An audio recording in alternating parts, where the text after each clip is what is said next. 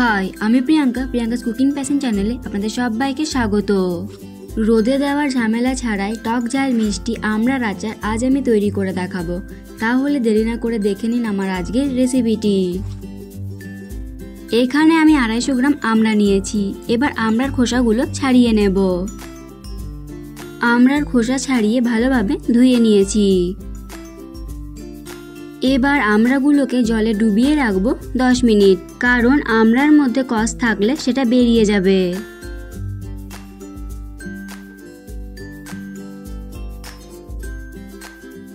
দশ মিনিট পর আমড়াগুলোকে জল থেকে তুলে নিয়ে একটা কিচেন টাওয়াল দিয়ে আমড়াগুলো ভালোভাবে মুছে নেব। আপনারা চাইলে রোদেও শুকিয়ে নিতে পারেন। আমি এখানে আমড়াগুলো কেটে নিয়েছি, আপনারা চাইলে গোটাও রাখতে পারেন। এবার আমড়াগুলোর মধ্যে দিয়ে দিচ্ছি হাফ চা চামচ হলুদ গুঁড়ো, হাফ চা চামচ শুকনো লঙ্কার গুঁড়ো। এবার হলুদ আর লঙ্কার গুঁড়ো ভালোভাবে আমড়ার সাথে মিশিয়ে নেব। ভালোভাবে মাখিয়ে নিয়ে এটা রেখে দেবো 10 মিনিট। সেই সময় আচারের মশলা তৈরি করে নেব। মশলা তৈরি করার জন্য কড়াই বসিয়ে দিয়েছি। এবার দিয়ে দিচ্ছি 2 শুকনো লঙ্কা, একটু ভেজে নেব।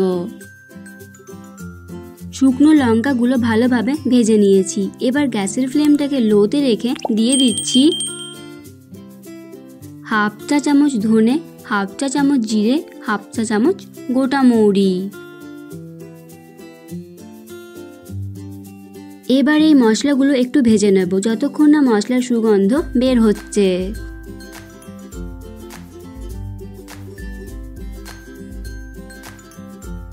মশলাগুলো ভালোভাবে ভাজা হয়ে গেছে। এবার গ্যাসটা অফ করে মশলাগুলো ঠান্ডা করে নেব।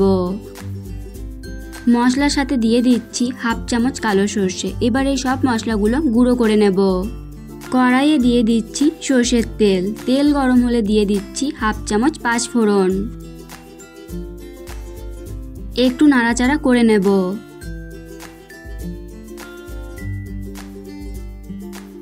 এবার দিয়ে দিচ্ছি আমড়াগুলো। গ্যাসটাকে লো ফ্লেমে রেখে 4 থেকে 5 মিনিট আমড়াগুলো ভালোভাবে ভেজে নেব। 5 মিনিট আমড়াগুলো ভালোভাবে ভেজে নিয়েছি। এবার এর মধ্যে দিয়ে দিচ্ছি 1 কাপ গুড় আর সামান্য জল।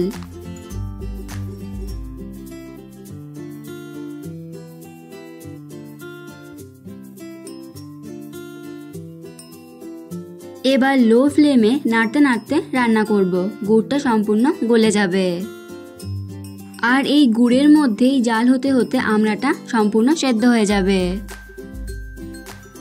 দিয়ে দিচ্ছি 1 চামচ লবণ, তবে আপনারা লবণ এবং ঝালটা নিজেদের স্বাদ অনুসারে দেবেন।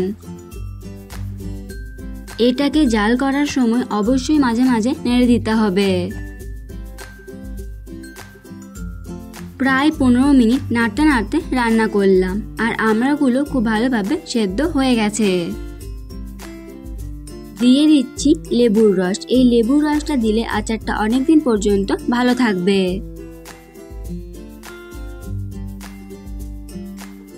আর দিয়ে দিচ্ছি তৈরি করে রাখা আচারের মশলা 2 চামচ। এবারে সবকিছু ভালোভাবে মিশিয়ে নিয়ে আরো 5 মিনিট নাড়তে নাড়তে রান্না করে নেব।